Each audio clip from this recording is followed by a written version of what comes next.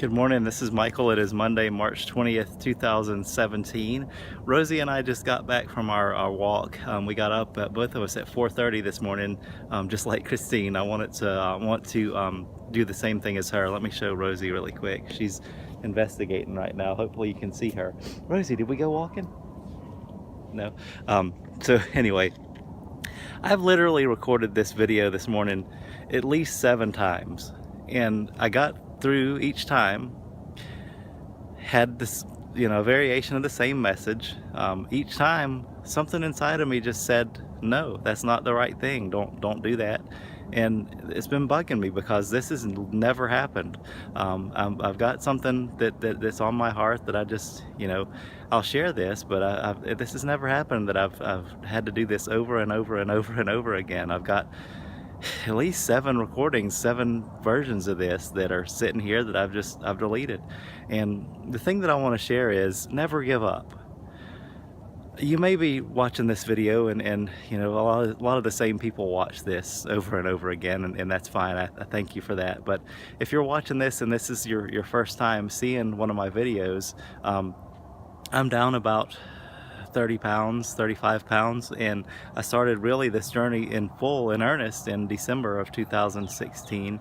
And if you're watching this and you just had a typical breakfast like I had, I showed a video of this one time. I would go into the convenience store that's right by where I live, and I would buy 3 Little Debbies. I would buy a zebra cake or 2 and an oatmeal or 2, so either way I'd split that up, and a Coke Zero, and that's right around 900 calories right there. That's just breakfast for me. So if you're watching this and that's you, take action right now. Don't be embarrassed, because we've all gotten to some point in our lives, whether it's weight gain or loss of strength, and that's why we're here within the Hottie Body Fitness community, is to make improvements for our health and our lives. So don't ever give up. If you just had that breakfast, go read the exact formula for weight loss. Understand how it works, and understand all the frequently asked questions about it, so you can understand why it works for you. But take action right now. Go get MyFitnessPal, log what you ate, and understand that there are options out there for you. But more importantly, just with your fitness journey, with your weight loss journey, with strength training, with learning how to do it, with getting into a routine with your strength training, with understanding how strength training works and Fitz's videos, and in life in general, there are things that are storms that come up in our lives that are unexpected. There are things that we can't control, but never give up. I believe in every one of you watching this, and I believe that we're all here together for a purpose, and I believe that the purpose is much bigger than making money or just losing weight, or I think it's much bigger than that. And there's a short story I'll share, and maybe this is why. So there was a kid in a New York City grocery store that every day he would go in and look at the peas. For some reason, he loved peas, and some people would observe him doing this, and he couldn't afford to buy those peas. So one day a guy was watching the whole thing happen, and he was buying his food, and he asked the owner of this little small community grocery store, what's going on with this kid? Whenever I'm here, I'm buying my groceries and my fruit and everything, and I see him looking at those peas, and he was talking to the owner's wife, actually. And she said, well, just sit back and watch for a second, and I'll explain it to you.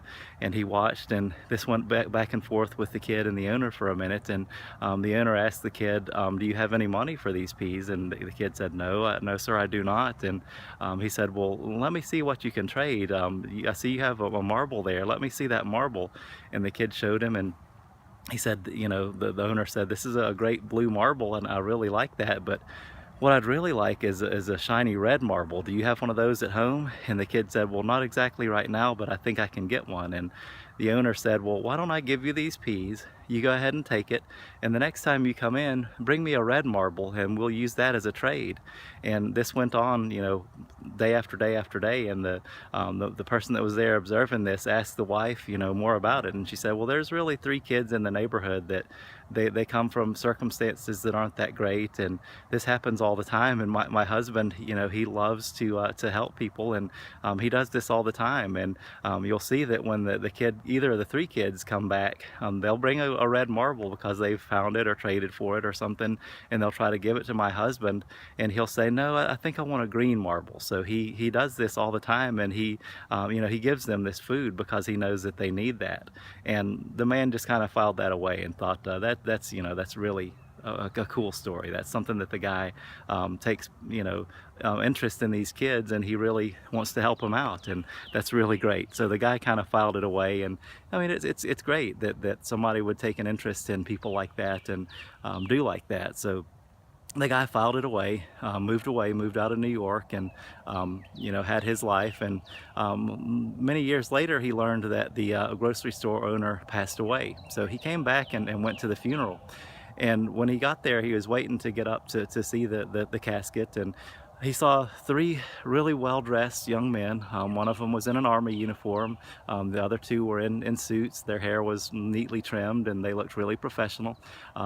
They were just bawling. They were all of them were crying, and he was kind of behind all of them, and didn't observe everything that went on. But when it got to be his time, he got up and he saw that the grocery store owner's wife was right there. She had survived him, and the man asked him, you know, what was going on, and the owner's wife recognized him from living in the community and the discussions they'd had, and she said, well, those are those three boys that I told you about. Those are the ones with the marbles, and they've had lives that have turned out really well. They've learned a lot of lessons in life, and they really attribute a lot of that to my husband, to what he did. And if you'll go and look, each of them has placed one red marble in my husband's casket when they knew that he couldn't argue with them and ask for it back. And the moral of this story is, it doesn't matter how much money you make. It doesn't matter what your end weight is. It doesn't matter, you know, what you do, how successful you are in the world. It doesn't matter all the things that the world defines as success. What makes you a successful person is the relationships and the people that you have around you. And that's what we have here in the Hotties. So I just want to share with you to relish in the relationships that you have here. Take part of the community, because there's something really special. But get to work. Do the things that you're supposed to do today. And again, there's a lot of storms going on around in a lot of folks' lives that are in the community. But know that you're bigger than that. I believe in every one of you. I love you. I trust you. I think so much of all of you. And I'm running long again. I'm getting emotional, and I'm sorry about that. But y'all have a great day. Get to work.